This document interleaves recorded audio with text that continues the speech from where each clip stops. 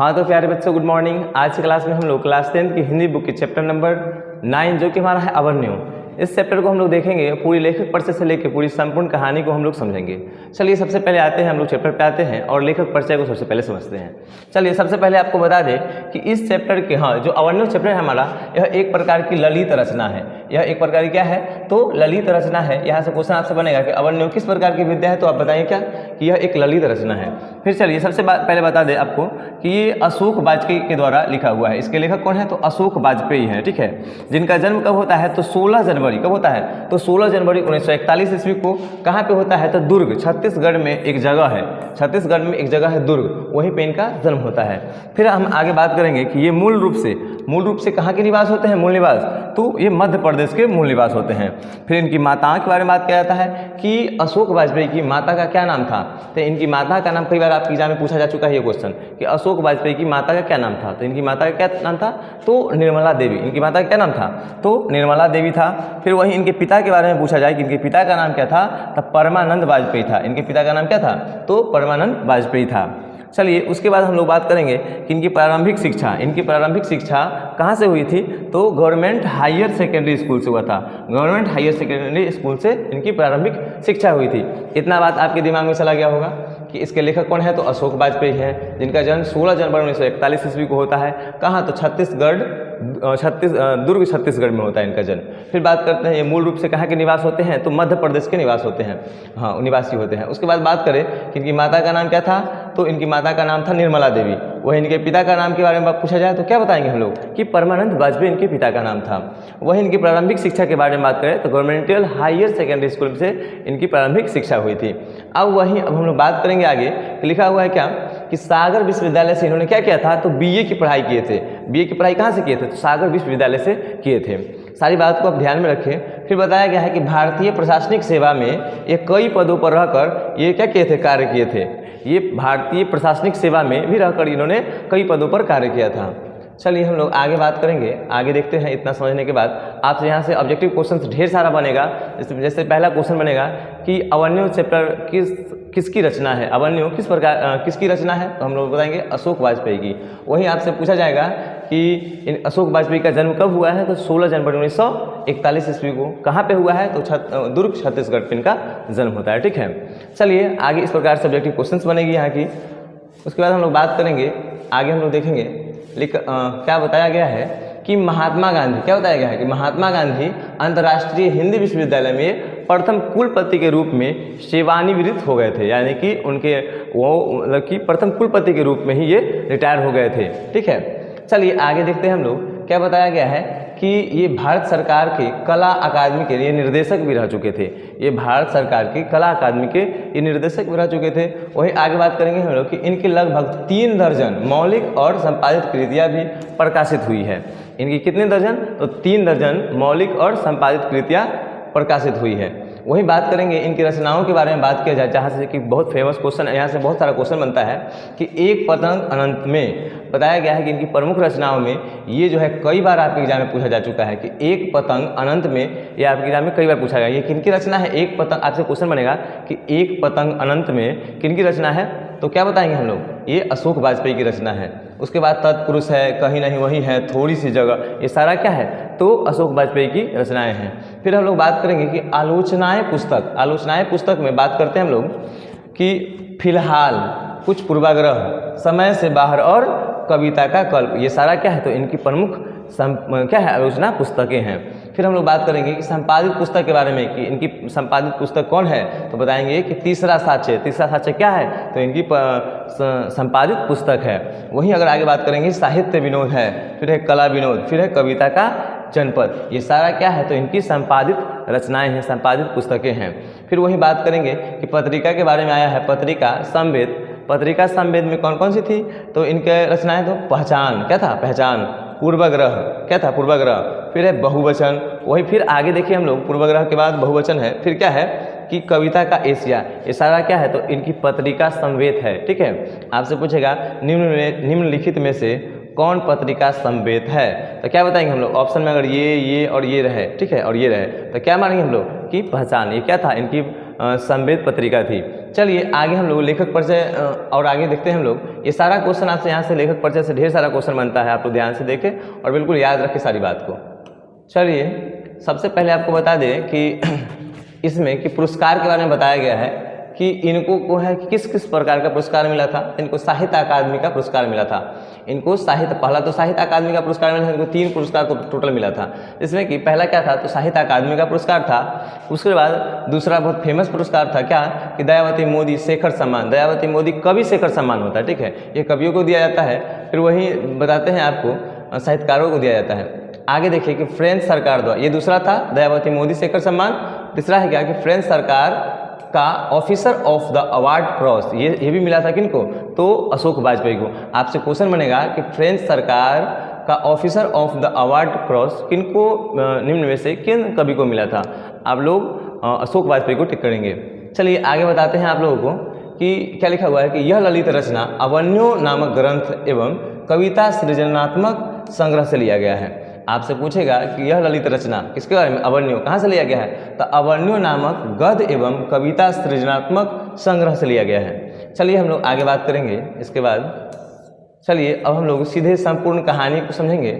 चलिए महत्वपूर्ण बिंदु हमने आपको पता है कि हम जब भी किसी कहानी को बताते हैं तो उसके लिए एक छोटी सी शॉर्ट्स नोट बनाते हैं, छोटी सी नोट बनाते हैं, जिसमें कि 10-12 पन्नों का या फिर 5 से 10 पन्नों का जो कहानी होता है आपका, हम उसको प्रयास करते हैं कि 1 से 2 पन्नों में लिख के और उसको आपको समझाने का काम करते हैं। तो सबसे पहले आपको बता दें कि अवन्यो क्या है। तो अवन्यो, चलिए कहानी को हम लोग स्टार्ट करते हैं, ललित रचना को समझने के प्रयास करते हैं समझने का। तो बता दें कि अवन्यो एक क्या है तो दक्षिण फ्रांस में, कहाँ पे, यूरोप में जो फ्रांस है तो वही फ्रांस में, दक्षिण फ्रांस में बसा एक ईसाई मठ है। दक्षिण फ्रांस में कहाँ पे तो दक्षिण फ्रांस में बसा एक ईसाई मठ है। अब बता दें कि ये जो ईसाई मठ है, दक्षिण फ्रांस का ईसाई मठ है, तो ये अवन्यो शहर में बसा हुआ है। ईसाई मठ जो है ये कहाँ है तो अवन्यो शहर में बसा है। और दक्षिण फ्रांस का जगह है अवन्यो, अवन्यो शहर है। उस शहर में अवन्यो नामक एक मठ है, ठीक है। अवन्यो शहर में एक ला सतरुज नामक क्या है तो मठ है, ला सतरुज नामक मठ है। अब बता दें आपको कि ये जो ला सतरुज मठ है ये बहुत पुराना मठ है, ठीक है, और ये ईसाइयों का मठ है। क्या है तो ईसाइयों का मठ है। एक बार की बात है कि इनको अशोक वाजपेयी को वहाँ इनविटेशन मिला था, वहाँ से बुलाया गया था, आमंत्रित किया गया था पीटरब्रुक के द्वारा। किसके द्वारा तो पीटरब्रुक के द्वारा। वे महाभारत को, वे भी पीटरब्रुक भी एक क्या थे तो वो क्या थे तो वो भी एक लेखक थे जो कि अपनी रचनाओं को प्रस्तुत करने वाले थे, जिसका नाम था महाभारत। पीटर के द्वारा भी वहाँ एक महाभारत रचना को प्रस्तुत करने का काम हो रहा था, उसी में इनको बुलाया गया था। चलिए हम लोग पूरी संपूर्ण कहानी पे आते हैं और देखते हैं, हम लोग पूरी ललित रचना को समझेंगे। सबसे पहले क्या लिखा हुआ है, पूरी बात को समझेंगे कि लिखा हुआ है कि 19 दिनों के लिए अवन्यो गए थे। 19 दिनों के लिए लेखक, आपसे क्वेश्चन बनेगा कि लेखक अशोक वाजपेयी अवन्यो कितने दिनों के लिए गए थे। क्या बताएंगे 19 दिनों के लिए गए थे। उसके बाद बताएंगे कि वहाँ पे इन्होंने 19 दिनों के अंदर गद्य और कविता की रचना की थी। वहाँ पे जाके 19 दिन तक क्या किए थे तो गद्य और कविता लिखे थे। क्या क्या लिखे थे तो 35 कविताएं लिखे थे। 19 दिनों के अंदर 35 कविताएं लिखे थे। वहीं 27 गद्य के बारे में बताया गया है। कितनी गद्य के बारे में बताया गया है तो 27 गद्यों के बारे में बताया गया है कि इनके द्वारा 35 कविताएं और 27 गद्य लिखा गया था केवल 19 दिनों में। ये काफ़ी तेज लिखे थे। उसके बाद देखिए आपको बता दें कि ये अपने साथ में, ठीक है, जब वहाँ पे गए थे तो ये अपने साथ में हिंदी के टाइपराइटर क्या ले गए थे तो हिंदी के टाइपराइटर और 3-4 पुस्तक, 3-4 क्या ले गए थे तो पुस्तक ले गए थे। और क्या ले गए थे तो साथ में कुछ संगीत के टेप ले गए थे। संगीत के टेप ले गए थे अपने साथ में, कैसेट जिसको हम लोग बोलते थे, ये संगीत के टेप वहाँ पे ले गए थे। अब बता दें आपको कि वहाँ जब गए तो ये गद्य और कविता लिखने का काम किए थे। बहुत शांति माइंड से वो बैठते थे वहाँ पे, कोई परेशान करने वाला नहीं होता था। और बहुत कम दिनों में ये बहुत सारी रचनाओं का रचना करते हैं, बहुत सारा साहित्य लिखते हैं। जैसे कि 35 कविताएं लिखे हैं और उसके बाद क्या है 27 गद्य लिखे हैं। आपसे क्वेश्चन बनेगा कि जब अशोक वाजपेयी अवन्यो गए तो कितनी कविताएं को लिखे थे। क्या बताएंगे 35 कविताएं। कितने गद्य को लिखे थे तो 27 गद्य लिखे थे। चलिए अब हम लोग बात करेंगे कि यह जो है यह ललित रचना, इसके बारे में बताया गया है। अवन्यो नामक ललित रचना के बारे में बताया गया है कि यह रचना दिखाती है कि रचनाएं कैसे रूप आकार को ग्रहण करती है। ठीक, चलिए आगे देखते हैं हम लोग, आगे की बात को समझेंगे कि आगे क्या लिखा हुआ है, इस बात को समझते हैं हम लोग। आगे बताया गया है कि अवन्यो कभी पोप की राजधानी हुआ करती थी। अवन्यो के बारे में बताया गया है कि अवन्यो क्या थी, तो अवन्यो जो जगह है वो कभी पोप की राजधानी हुआ करती थी। ठीक है, जो कि फ्रेंच के समय में अब फ्रेंच वासियों ने क्या किया था, तो अवन्यो को अपनी पोप की राजधानी बनाया था। फिर वही बात करें कि क्या बताया गया कि लेखक बताते हैं, ये जो स्टोरी लेखक अपने बारे में बताते हैं कि अवन्यो गए थे, इनकी रचना जो है इसमें बताते हैं कि जिस टाइम से रचना वो लिखना प्रारंभ करते हैं, जिस टाइम की ये रचना है, जब ये अवन्यो चैप्टर लिखा गया था, उससे 10 वर्ष पहले की अवन्यो गए थे। वो कितने वर्ष पहले गए थे, तो 10 वर्ष पहले अवन्यो गए थे। फिर हम लोग बात करते हैं कि दक्षिण फ्रांस में, ठीक है, दक्षिण फ्रांस में बसा मध्ययुगीन ईसाई मठ दक्षिण फ्रांस का रोन नदी के किनारे है। आपसे पूछा जाएगा कि अवन्यो किस नदी के किनारे है, तो क्या बताएंगे, अवन्यो जो ला सतरुज मठ है, ठीक है, वो किस नदी के किनारे है, तो रोन नदी के किनारे। किस नदी के किनारे, तो रोन नदी के किनारे है। ठीक है, और रोन नदी के दूसरी ओर एक बस्ती है, नया गांव है, छोटी सी बस्ती है, उसका नाम क्या है, तो उसका नाम है विल्नो। उसके बारे में बताएंगे आप लोगों को, इतना बात को ध्यान में रखिए। ठीक है, कि ये ईसाई मठ था। अब बात करते हैं कि अब देखिए कि फ्रांस, ठीक है, यूरोप में फ्रांस में, ठीक है, यूरोप के फ्रांस में क्या होता है कि एक अत्यंत लोकप्रिय रंगमंच समारोह होता है। ठीक है, हर वर्ष वहाँ पे क्या होता है, तो एक लोकप्रिय रंगमंच समारोह होता है। कहाँ पे, तो फ्रांस में। ठीक है, उसके बाद बताते हैं कि पीटर ब्रूक के द्वारा, ठीक है, पीटर ब्रूक का विवादग्रस्त महाभारत प्रस्तुत होने वाला था। ये भी मानिए कि अपनी रचनाओं को प्रस्तुत करने के लिए कुछ ऐसे गेस्ट को बुलाते हैं, तो उसी में अशोक वाजपेयी को ये अपनी रचनाओं को प्रस्तुत करने वाले थे। ठीक है, क्या बताया गया कि विवाद प्रस्तुत महाभारत को प्रस्तुत करने वाले थे, तो इसके लिए कुछ गेस्ट को बुलाए थे अपनी रचनाओं को प्रस्तुत करने के लिए, तो उसी में अशोक वाजपेयी को बुलाए थे। वहीं बताया गया है कि रोन नदी के दूसरी तरफ क्या बताया गया है, तो विल्नव एक नदी है। विल्नव क्या है, सॉरी, एक नया गांव या फिर बस्ती बताएंगे, एक नया गांव या फिर बस्ती। विल्नव क्या है, एक नया या फिर एक बस्ती है। ठीक है, चलिए आगे देखेंगे हम लोग कि विल्नव बताया गया है कि विल्नव में पुस्तकों और पत्रिकाओं का दुकान कहा जाता है। विल्नव जो था उसको क्या कहा जाता है, पुस्तकों या पत्रिकाओं का दुकान कहा जाता है। वहीं जो ईसाई मठ है हमारा अवन्यो में, ठीक है, जो मध्यकालीन युगीन मठ है, मध्ययुगीन कालीन मठ जो है, मध्यकालीन युग का जो मठ है उसका नाम क्या है, तो लास सतरुज नाम है इसका, लास सतरुज इनका मठ का नाम है। फिर हम लोग बात करेंगे कि अवन्यो फ्रांस का एक कला केंद्र है। अवन्यो क्या है, अवन्यो को फ्रांस का कला केंद्र बताया गया है। आपसे क्वेश्चन बनेगा कि निम्न में से किसे फ्रांस का कला केंद्र बताया गया है, तो सॉरी, निम्न में से किसे फ्रांस का कला केंद्र बताएंगे, तो क्या बताएंगे हम लोग, अवन्यो को। फिर आगे देखिए पिकासो की कृति के बारे में बताया गया है कि पिकासो जो थे इनकी कृति में क्या था, तो ला दमाजा, ये क्वेश्चन ये बहुत फेमस है कि ला मादा जोमेल, ठीक है, ला मादा मोजेल द अवन्यो, ये किनकी कृति है, तो आपसे बताएंगे क्या, तो पिकासो की कृति है। ला मादा मोजेल द अवन्यो किनकी कृति है, तो ये किनकी कृति है, ये पिकासो की कृति है। चलिए आगे हम लोग बात करेंगे, आगे देखते हैं, आगे समझेंगे हम लोग, संपूर्ण रचना को समझ रहे हैं, तो इन सारी बातों को आप सिर्फ ध्यान में रखिए, आपसे सारा का सारा क्वेश्चन बनेगा। चलिए लिखा हुआ है क्या कि लेखक रोन नदी के किनारे तट पे बैठे हुए थे। रोन नदी के तट पे लेखक बैठे हुए होते हैं, और देखिए जब भी ये रोन नदी के किनारे बैठते हैं, तो तट पे बैठते हैं, तो इनको ऐसा आभास होता है जैसे कि लगता है कि जल स्थिर है। जल क्या है, नदी के किनारे जब लेखक बैठे होते हैं तो उनको ऐसा महसूस होता है, ऐसा वो प्रतीत करते हैं बैठ के कि जैसे कि जल स्थिर है। जल क्या है, स्थिर है, और तट ही बह रहा है, यानी कि जहाँ वो बैठे हुए हैं वही तट उनका क्या हो रहा है, तो बह रहा है। उनको ऐसा प्रतीत होता है, ऐसा वो महसूस करते हैं। तो चलिए आगे बताते हैं कि नदी के तट पर बैठना भी नदी के साथ बहने के समान है। जैसे कि आपको कभी अकेला और एकांत आप कभी बैठ के देखिएगा किसी बहती हुई पानी के सामने, आपको ऐसा प्रतीत होगा बिल्कुल कि जैसे कि पानी नहीं बह रही है, पानी स्थिर है, हम ही बह रहे हैं, ऐसा होता है फील। कभी आप ट्रेन में देखे होंगे, बैठे हुए होंगे, तो आपको ऐसा लगता होगा कि ट्रेन रुकी रहती है, आपको लगा कि नहीं ट्रेन जा रही है, कभी कभी ऐसा फील होता है।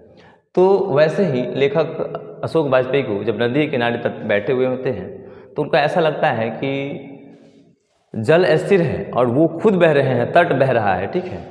चलिए आगे देखते हैं कि नदी के पास क्या बताया गया है कि नदी के पास होना भी नदी होना है, नदी के पास होना भी क्या है, तो नदी होना है।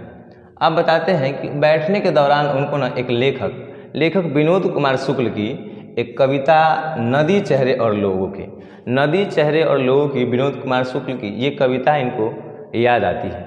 किनको? तो अशोक वाजपेयी को, बैठते हुए वहाँ तट पे बैठे हुए इनको पानी में देखते थे, ठीक है।